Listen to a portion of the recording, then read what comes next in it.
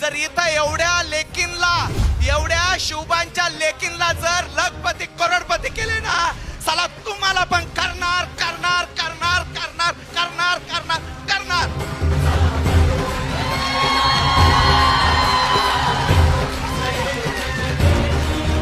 कोणी तुकड्याला विचारत नाही साला, ही अवकाद एका गरीबाची शपथ घेतली आणि गरिबी याच डायरेक्ट सेलिंग मधून मुळापासून उखडून टाकली मित्रांनो।